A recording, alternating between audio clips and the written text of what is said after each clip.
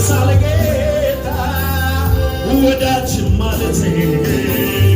እንደ ኢየሱስ ነው ሁኔታ ነው ጥሎ ማይሄደው ዘመኔ ያልከው ስላይ በሁኔታ እጁን ዘርግቶ